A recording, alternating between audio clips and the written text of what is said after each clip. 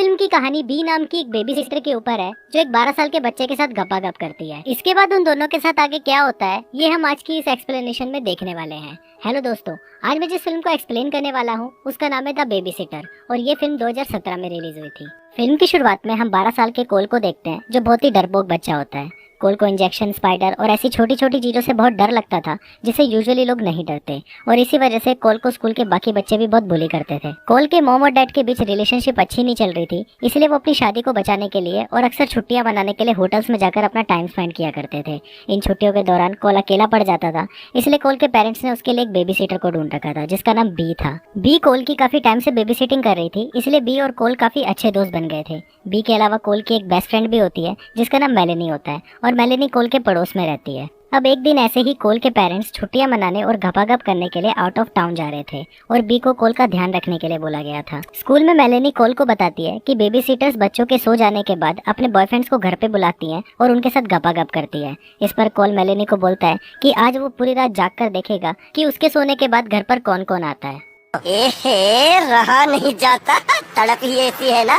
घर आकर कोल देखता है कि उसके पेरेंट्स जाने के लिए रेडी हो रहे हैं और थोड़ी देर बाद बी भी वहाँ पर आ जाती है। कोल के पेरेंट्स के घर से जाने के बाद कोल बी के साथ बहुत खेलता है और वो दोनों काफी एंजॉय करते हैं। अब ऐसे करते हुए रात हो जाती है और रात को बी कोल को पीने के लिए दारू के शॉट्स देती है, पर कोल उन शॉट्स को चुपके से फेंक देता है और बी के सामने ऐसा दिखाता है कि उसने वो पी लिए हैं। इसके बाद कोल अपने बेडरूम में आता है और बी के सामने सोने का नाटक करता है। फिर बी वहाँ से चली जाती है और कोल उठकर मेलेनी को वीडियो कॉल करता है। कोल मेलेनी को बताता है कि आज वो देखने वाला है कि मेरे सोने के बाद घर में कौन आता है। थोड़ी देर बाद घर की घंटी बजती है और कोल चुपके से बाहर देखने के लिए जाता है। बाहर आके कोल देखता है कि बी ने कुछ लोगों को घर पे बुलाया है और वो वहाँ पर ट्रूथ और डेयर गेम खेल रहे हैं। इन लोगों का नाम होता है मैक्स, जॉन, एलिसन, सोनिया और सैमुअल। फिर वो लोग गेम शुरू करते हैं और बी को वहाँ बैठे सभी लोगों को किस करने का डेयर दिया जाता है।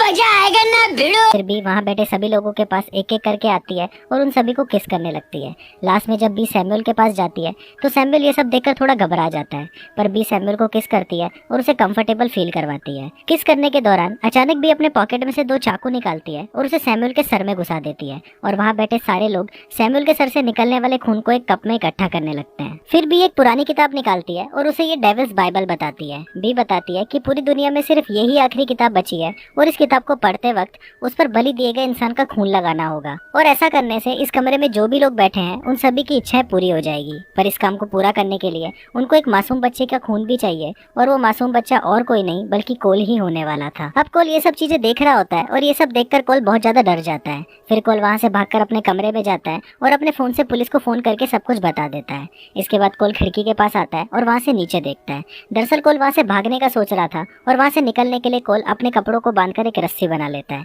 पर अचानक कोल को बी के आने की आवाज सुनाई देती है और कोल वापस अपने बेड पर जाकर सोने का नाटक करता है। फिर बी और उसके बाकी दोस्त कोल के कमरे में आते हैं और एक इंजेक्शन लेकर कोल का खून निकालने लगते हैं। कोल को इंजेक्शन से बहुत डर लगता था, पर यहाँ पर कोल जैसे तैसे करके अपने आप को संभाल लेता है।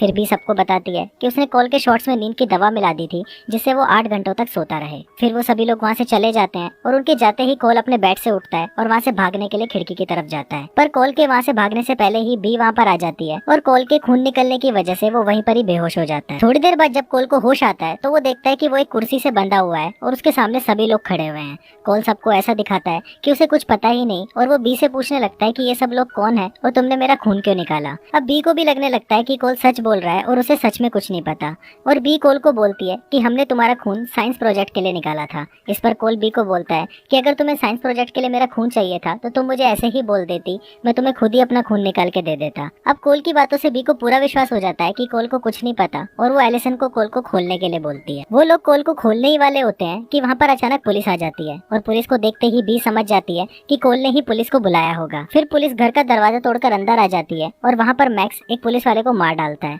फिर बी दूसरे पुलिस वाले के पीछे आती है और वो उसे भी मार डालती है। अब इन सब में एक पुलिस वाले के हाथ से गोली चल जाती है और वो गोली जाकर सीधा एलिसन के संतरे पर लगती है और उसका एक संतरा पंचर हो जाता है। अब वो 2 पुलिस वाले तो मर चुके थे, पर उनकी वॉकी पर बाकी पुलिस वाले उनसे सिचुएशन के बारे में पूछ रहे थे और इनका रिप्लाई सिर्फ पुलिस कोर्ट्स में ही दिया जा सकता था और इन कोर्ट्स के बारे में सिर्फ कोल को ही पता था क्योंकि कोल हमेशा से एक पुलिस अफसर बनना चाहता था। फिर बी कोल से सही कोर्ट के बारे में पूछती है और मैक्स उन कोर्ट को बता बताकर पुलिस वालों को बताता है कि यहाँ पर सब कुछ ठीक है। इस सभी के दौरान कोल चुपचाप अपने हाथ पर बंधी हुई रस्सी को काट लेता है और अपने बेडरूम की तरफ भागता है। कोल को पकड़ने के लिए जॉन भी उसके पीछे भागता है और जॉन जैसे ही कोल के पास पहुंचता है तो कोल उसे धक्का देकर ग्रिल से नीचे फेंक देता है। जॉन जैसे ही नीचे आकर गिरता है उसकी गर्दन एक नुकीली ट्रॉफी पे घुस जाती है और वो वहीं टपक जाता है। फिर कोल अपने बेडरूम की खिड़की से घर से बाहर निकल जाता है और अपने घर के बेसमेंट में जाके छुप जाता है। बेसमेंट में बहुत सारी मकड़ियां होती है और कोल को मकड़ियों से बहुत डर लगता था, पर कोल इस बार अपने इस डर पर काबू पा लेता है। थोड़ी देर बाद सोनिया कोल को ढूंढते हुए उस बेसमेंट में आ जाती है और कोल सोनिया से बचने के लिए उस पर एक रॉकेट चला देता है।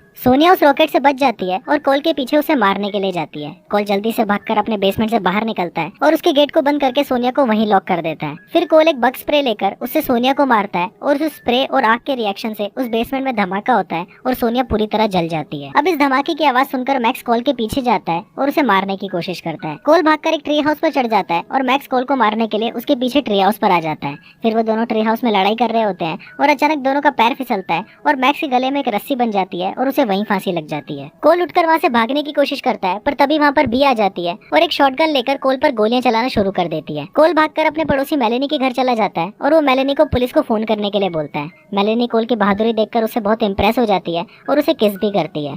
फिर कोल मेलेनी को बचाने के लिए उसके घर से निकलकर वापस अपने घर आ जाता है। कोल अपने घर पर आकर देखता है कि उसका घर पूरी तरह साफ सुथरा हो चुका है और वहाँ पर एलिसन बेहोश पड़ी हुई है।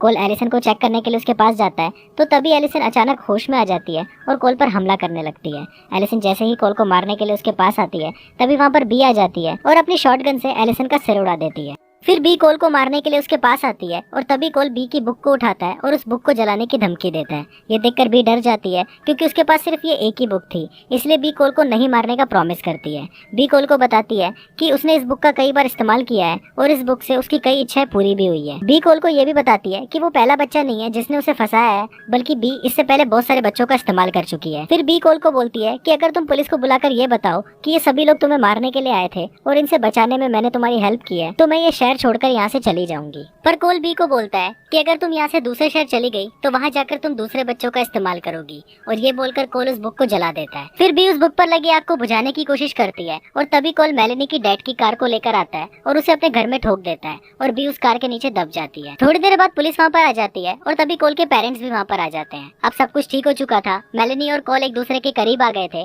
कोल ने अपने सभी डरों पर काबू पा लिया था और कोल ने ये भी प्रूफ कर दिया था कि उसे अकेले रहने के लिए किसी भी बेबी सिटर की जरूरत नहीं है। और कुछ इसी तरीके से ये फिल्म यहीं खत्म हो जाती।